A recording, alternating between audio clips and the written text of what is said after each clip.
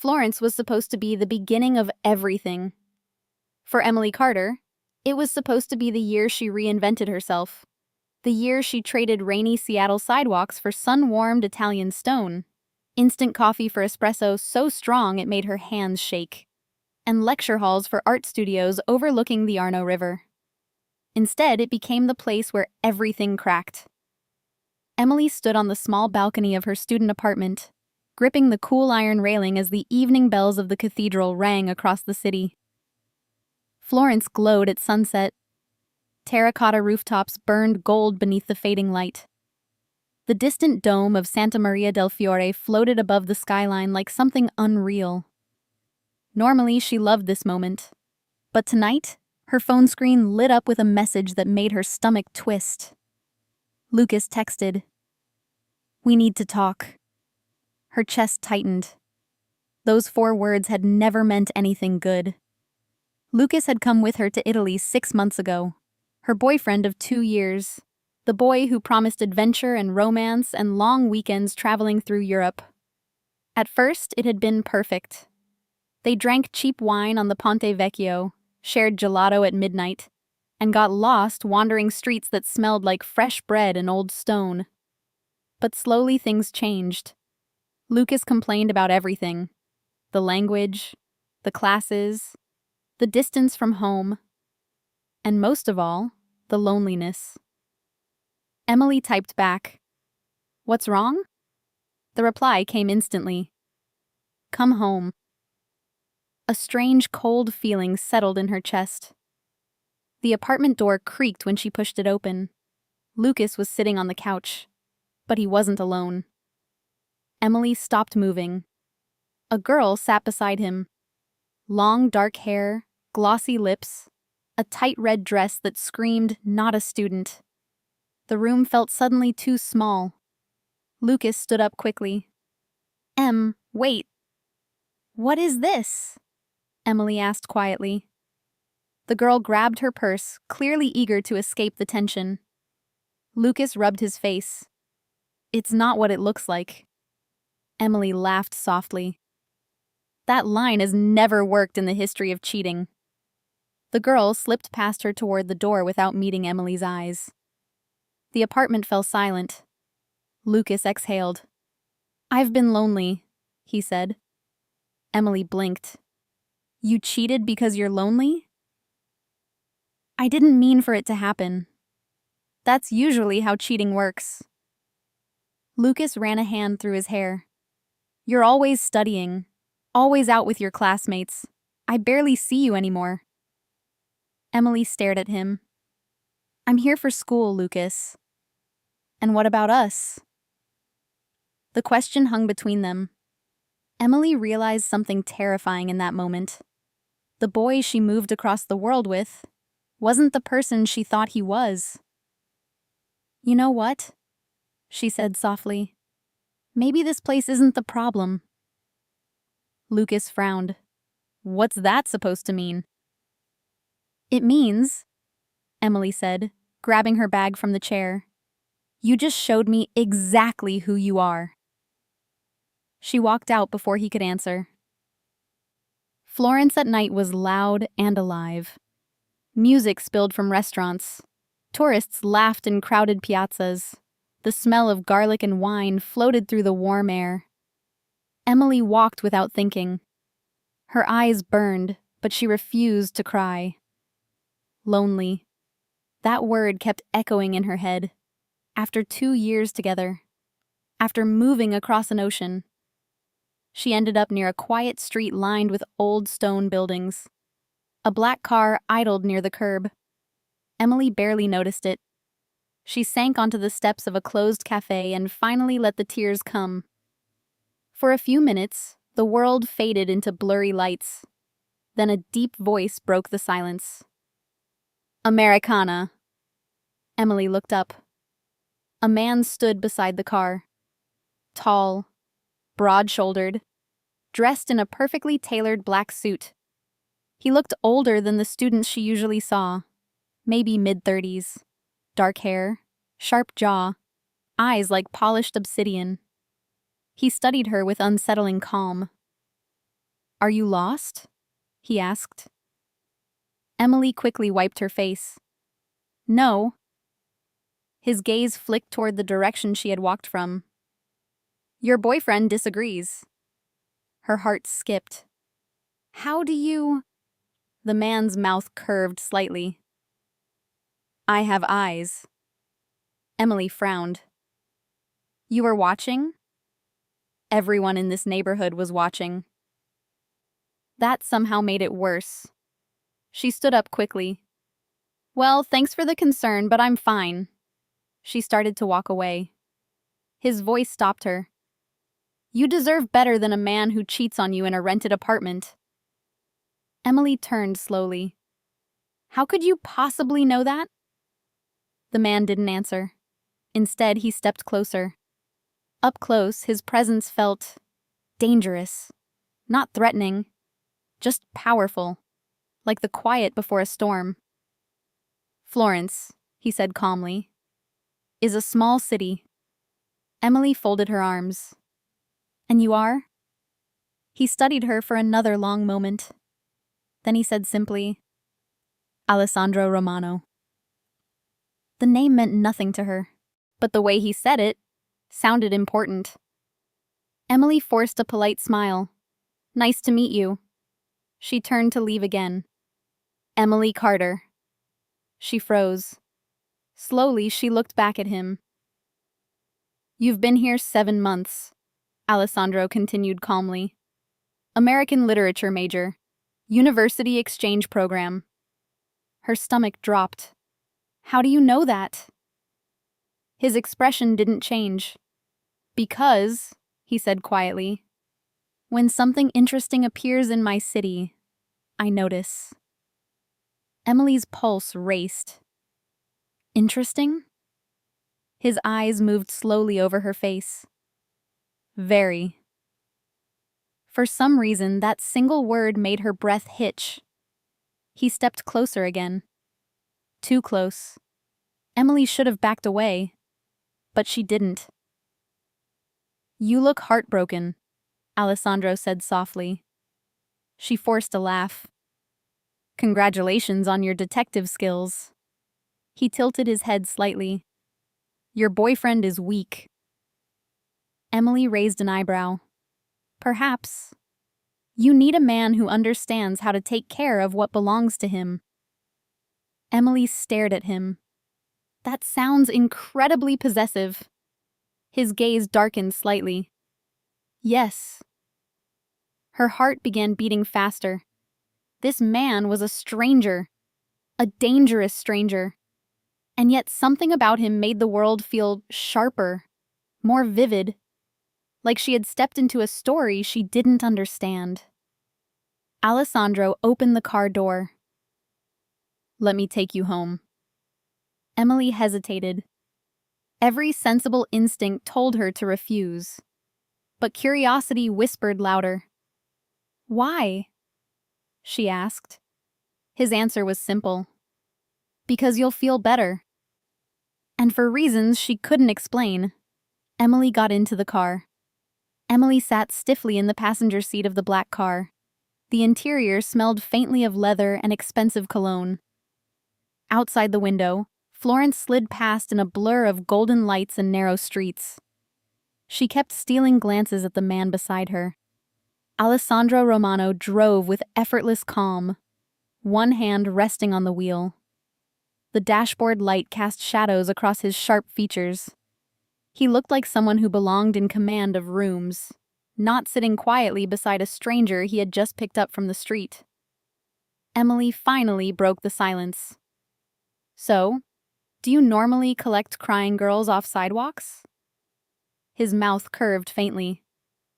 Only the interesting ones. She rolled her eyes. You keep saying that. Interesting how? You walked away. From my cheating boyfriend? Yes. Emily frowned. That's not interesting. That's basic self-respect.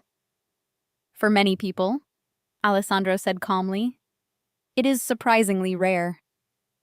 They stopped at a red light near the river. The Arno shimmered black beneath the bridges. Emily turned slightly toward him.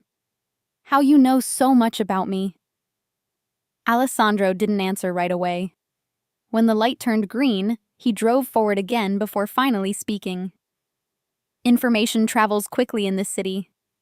That's not an answer. It's the only one you will receive tonight. Emily stared at him. You're very mysterious. I prefer efficient. She studied him carefully now. Expensive suit. Watch that probably cost more than her entire semester abroad. Confidence that bordered on dangerous. What do you do, exactly? She asked. Alessandro glanced at her. A little of everything. That sounds suspicious. Emily laughed softly despite herself. Great. I just got into a car with a suspicious stranger. Not a stranger, Alessandro corrected. You know my name. That doesn't make you less strange. Fair. The car slowed as they entered a quieter district. Emily suddenly realized something. This isn't the way to my apartment. Alessandro nodded. Correct. Her stomach tightened. Then where are we going? To talk somewhere quieter. Emily gave him a sharp look. That sounds like the beginning of a crime documentary. He chuckled. You watched too much drama. The car turned into a courtyard surrounded by tall stone buildings. A large iron gate opened automatically. Emily's eyes widened. Okay, she said slowly. Now I'm definitely in a crime documentary. Alessandro parked the car. Before she could say anything else, a man in a dark suit approached and opened Alessandro's door. The other man nodded respectfully. Buonasera, signore Romano. Emily felt a strange chill. She stepped out of the car slowly. The courtyard belonged to a massive historic villa. Warm lights glowed from tall windows. A fountain murmured quietly in the center. Emily turned toward Alessandro. You live here? Yes. You live in a palace. Villa. That's still a palace. He gestured toward the entrance. Come inside. Emily hesitated. This feels like the part of the horror movie where the audience screams at the girl not to go in. Alessandro leaned slightly closer. And yet you are still here. She looked at him. His eyes were dark, steady, impossible to read. Against her better judgment, she followed him inside. The interior was even more overwhelming. Marble floors, high ceilings painted with faded frescoes, a staircase sweeping upward like something from a museum. Emily whispered, You're definitely rich. Alessandro removed his jacket and handed it to a waiting staff member. Money is useful. That's a modest way of putting it. He led her into a private sitting room. A fire burned softly in the fireplace. Sit, he said. Emily sank into a velvet chair. You know, she said slowly, most guys buy a girl coffee when they want to talk. I dislike coffee meetings. You're in Italy. I prefer better settings. Emily leaned back, studying him again. So, Mr. Romano, what do you actually want from me? The room grew quiet. Alessandro stepped closer. His voice lowered slightly. I told you already. You caught my attention. Emily scoffed. That sounds like you're used to getting what you want. I am. And if I say no? His expression didn't change. Then you say no. Emily blinked. That wasn't the answer she expected. You're a strange man. Alessandro studied her quietly. And you, he said, are about to become a very complicated problem. The next morning, Emily woke up in her apartment with a pounding headache and the lingering feeling that the previous night had been unreal. She stared at the ceiling for a long moment. Did I really go to a Mafia palace with a stranger? Then she saw the card on her bedside table. A black business card. Embossed silver letters. Alessandro Romano. No phone number, no title, just the name. Emily sat up slowly. Okay, she muttered. That definitely happened. Her roommate Sophia burst into the room. Emily! Emily jumped. What? Sophia looked panicked. Do you know who Alessandro Romano is? Oh my God, Sophia whispered. You don't know. Emily's stomach tightened. Know what? Sophia grabbed her phone and shoved the screen toward her. An article headline filled the display. Romano family expands control over northern Italy businesses. Sophia pointed at the photo in the article. It was Alessandro, standing outside a luxury hotel, surrounded by men in suits. The caption read, Alessandro Romano, head of the powerful Romano family. Emily felt her heartbeat spike. Family? Sophia lowered her voice dramatically. Not family. Emily swallowed. Then what kind? Sophia leaned closer. The kind with guns. Silence filled the room. Emily slowly set the phone down. You're telling me? Sophia nodded. You spent the night with the most dangerous man in Florence. Emily groaned and dropped back onto the bed. Of course I did. Sophia grabbed her shoulders. Emily, he's Mafia. Emily stared at the ceiling. Well, she muttered. That explains the palace. Sophia paced nervously. You need to stay away from him. Emily sat up again. Relax. It's not like he asked me to join a crime family. Right at that moment, her phone buzzed. Both girls looked at it. A text message from an unknown number. Emily slowly opened it. Alessandro. Good morning, Emily. Her stomach flipped. Another message followed. Lunch today. Not a question, a statement. Sophia whispered. Oh my God. Emily sighed. I think the Mafia boss is asking me on a date. Emily stared at the message on her phone for a long time. Lunch today. Not, would you like lunch? Not, are you free? Just, lunch. Sophia paced across the room like a nervous cat. You're not going, she said for the 5th time. Emily rubbed her forehead. I didn't say I was. You're thinking about it. Emily hesitated. That was the problem. She was thinking about it. Alessandro Romano was dangerous, but the memory of his voice, his calm confidence, the way he looked at her like he already understood her, it lingered in her mind. Sophia crossed her arms. You're not seriously considering dating a Mafia boss. I'm not dating him, Emily said. You got a text that basically said, come eat with the Mafia. Emily sighed. Technically, it just said lunch. Sophia groaned. You Americans are going to get yourselves killed. Emily grabbed her phone again.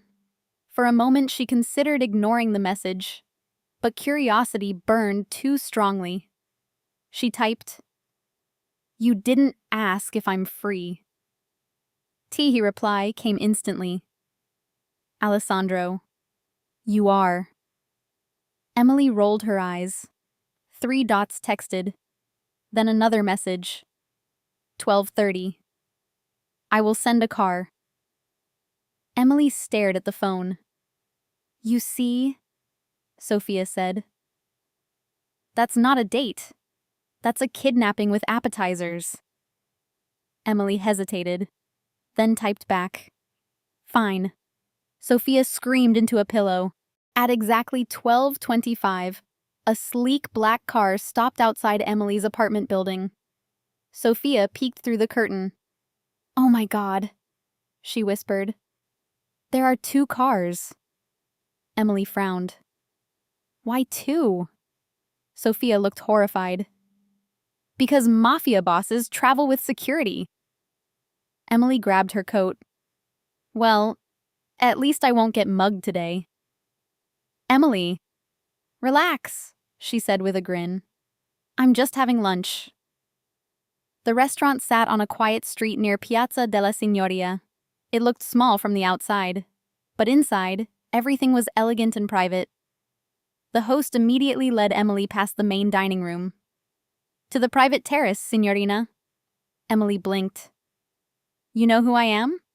The man smiled politely. "Yes." That answer did not make her feel better. When she stepped onto the terrace, Alessandro Romano was already there. He stood near the railing overlooking the city.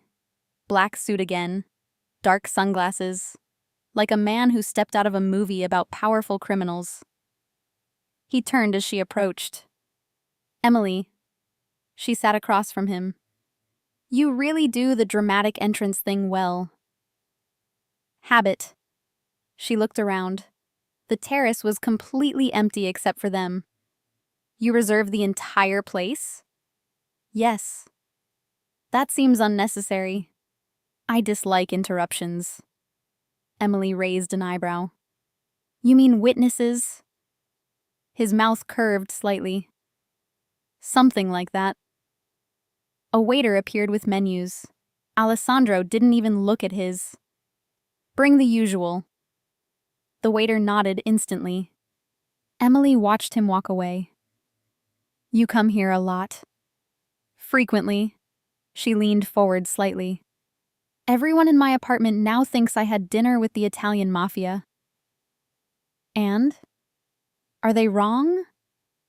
Alessandro took off his sunglasses. His dark eyes met hers calmly. "No." He said it so casually. No denial. No hesitation. She sat back slowly.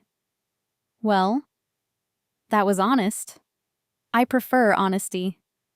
You're a crime boss." "I run a family." "That's a very polite way to describe organized crime." Alessandro watched her carefully. "You're not frightened." Emily shrugged. "Should I be?" "Most people are." "Well," she said lightly, "most people don't invite Mafia bosses to lunch." The corner of his mouth lifted again. "You accepted my invitation." "That's because I'm curious." "About what?" "You." Their food arrived then. Fresh pasta, wine, bread that smelled incredible. But Emily barely noticed, because Alessandro hadn't looked away from her once. Finally, she asked the question that had been sitting in her mind since yesterday. "Why me?" Alessandro tilted his head. "You truly want to know?" "Yes." He leaned slightly closer. "Because you walked away from a man who did not deserve you." Emily felt her breath catch. "That can't be the only reason." "No." His voice lowered. "You look at the world like you expect more from it." Emily blinked. "That's oddly specific." "And rare." She stared at him. A strange warmth spread through her chest. Alessandro picked up his wineglass. "And I like the way you challenge me." Emily laughed softly. "Most people probably don't challenge you." "They do not." "Well," she said with a playful smile, "I'm American." Lucas did not expect to see Emily again so soon. But 2 days later, she walked straight into the university courtyard like nothing had happened. Confident, calm, beautiful, and wearing a dress he had never seen before. His chest tightened. "Emily, I've been trying to call you," he said. She turned. "Oh, I noticed." Her tone was polite, distant. Lucas hated it. Can we talk? Emily hesitated, then shrugged. Fine. They sat at a bench beneath a large oak tree. Lucas leaned forward. I messed up. Yes. I didn't mean to hurt you. But you did. He rubbed his hands together nervously. I want to fix things. She shook her head. You can't. Lucas frowned. What do you mean? It means we're done. The finality in her voice shocked him. Just like that? You cheated on me. Then he said something that made Emily pause. I heard something weird yesterday. What? That you've been seen around the city with someone. Lucas leaned closer. Some Italian guy. She forced a neutral expression. And? Lucas scoffed. Come on, Em. You're not actually dating someone already. Why not? Because you're not that kind of person. Emily tilted her head. What kind of person? The kind who rebounds with random rich Europeans. Her eyes cooled. You lost the right to judge my choices. Lucas sighed. Look, whoever this guy is, he's probably just some rich tourist. Emily almost laughed. If only you knew. Lucas continued. You should come back with me. Back where? Back home, after the semester. For the first time, Emily realized she felt nothing. No anger, no sadness, just distance.